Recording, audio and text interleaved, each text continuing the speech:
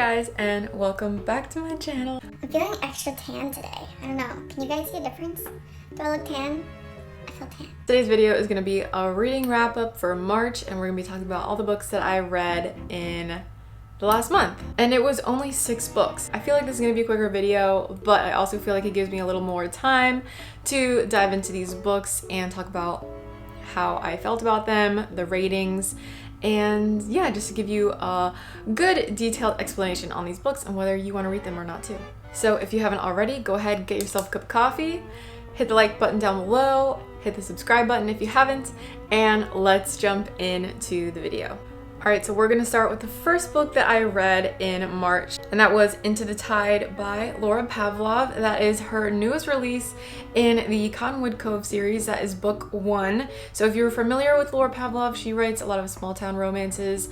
A lot of them were based around, or her most popular ones were probably the Honey Mountain series that is everywhere on TikTok and YouTube, but this is book 1 in the Cottonwood Cove series, so it's kind of like a spin-off. You're gonna meet a character from the Honeywood Mountain series in this book, but this is called Into the Tide. It centers around our main character, Lila and Hugh. Lila is a girl who grew up in Cottonwood Cove, and she leaves town. She had a rough upbringing. Her mother died like tragically when she was a kid, and her dad kind of spiraled and became an addict, and she was set to like foster care. Her and her brother were separated, so she grows up and just leaves town, goes to college, and becomes like this crazy track star. But she goes back to town because she wants to spend a few weeks saving some money and helping out her dad a little bit. She gets a job at the bar where her brother's best friend Hugh works or owns, and she decides to get a job there. He hasn't seen her since she was like a kid.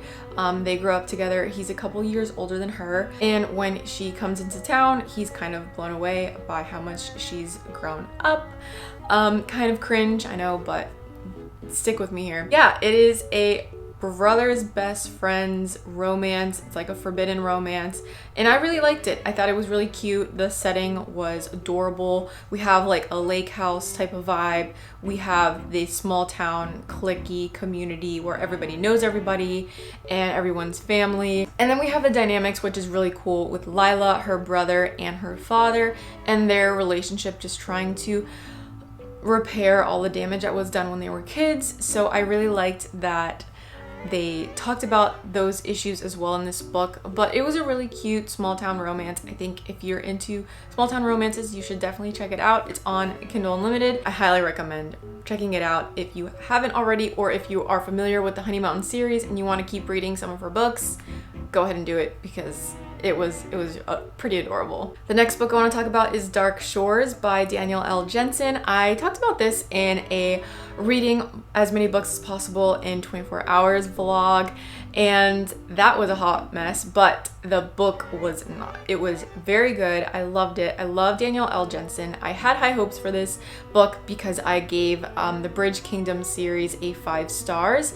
and I was not disappointed at all with this book. I loved it. I love the premise. The setting takes place with like this kingdom centered around a lot of trade with merchants and ships and stuff, and so we have like this Pirates of the Caribbean type of vibe. At least in my head, that's what I picture. Our main character, Tariana, she is a daughter of a woman who like owns their own fleet of ships and does a lot of merchant trading and stuff, and some stuff goes down. I'm not gonna get into it because it will kind of mess with the plot, but I will say that there is an enemies to lovers romance. We have an empire that is just gotten taken over by like this senator guy who's not really good, and we have this really mysterious place called the Dark Shores. So we have the East and the West, and they don't intermingle with each other. They don't do trade, they don't do anything like that. They kind of just stay by themselves. Well, the East is trying to go over to the West. They basically force Tariana to go to the West, but it's very dangerous to go there, and only people that are from the West know how to get there. looking for a fantasy world that you can read during the warmer months, I think this is the book for you. It's gonna make you want to go to the beach. It's gonna make you want to go on a ship. Definitely really good. We have this forbidden romance as well in these enemies to lovers, and it is really like enemies to lovers here. We have two different worlds colliding. So yeah, definitely recommend if you are looking for a fantasy book to read in the warmer months. But yes, definitely a 4-star read for me. Another fantasy book that I read in the month of March is A Sky Beyond the Storm. That is book 4 in the Ember and the Ashes series, and when I tell you this is a 5-star series, it's because it is. You have to pick it up, you have to read it, you have to reread it. It was good. It was top tier world build, top tier politics, and the characters were so well made and brought from zero to hero like throughout 4 books. They're big books, so buckle up for a lot of storytelling. But it was a great series, so emotional. You will weep, you will laugh, you will throw the book across the room, and then you're gonna run to pick it up because you have to keep reading it to figure out what happens. It's a wild ride, and it was wonderful. Loved how it ended. I did wish, actually, you know what? I'm not gonna say anything because you just have to read it for yourself.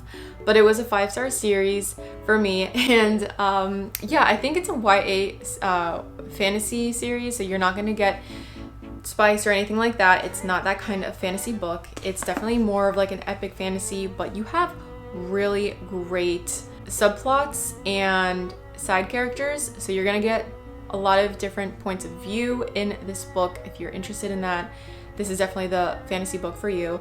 But yeah, if you're interested in like Game of Thrones and politics like that, and just evil people, redemption arcs, and it's so good. You have to read it. Just trust me. Just trust me. It's good. Moving on to sci-fi, I read Vicious by V.E. Schwab. Vicious was something I was not expecting to like. I have not read sci-fi in a hot minute, and it's just not like, it's a very complex genre, I think. It can go either way for me. This was very well made, and it brought up a lot of questions. It has a lot of themes about good versus evil, and what constitutes a good person versus a bad person. Is doing something for the greater good actually good? Having a savior / God complex, what can that do to somebody? And can that ruin your good hero reputation?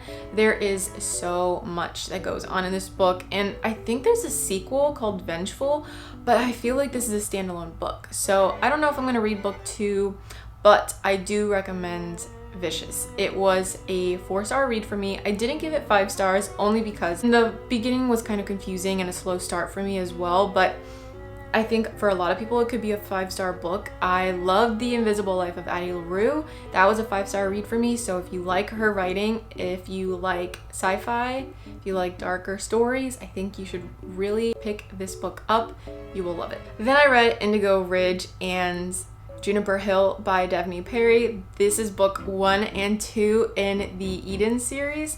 I found them on Kindle Unlimited. A lot of people talk about them on Book Talk for like small town romances, and the covers are really unique. I don't know if you can see it here because of the glare, but like you have like this mountaintop with the shadow of a woman silhouette on the side. So I thought that was really pretty, and it just caught my eye, made me want to pick it up. Love that. It had such a unique subplot for like a cozy mystery.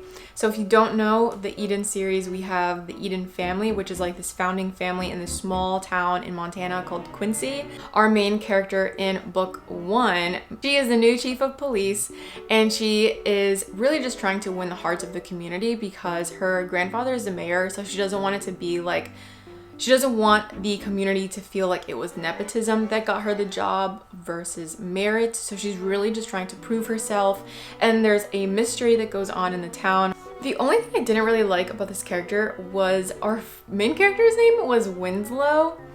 And I kept getting so confused because I have heard it before, like as like a man's name or like a dog.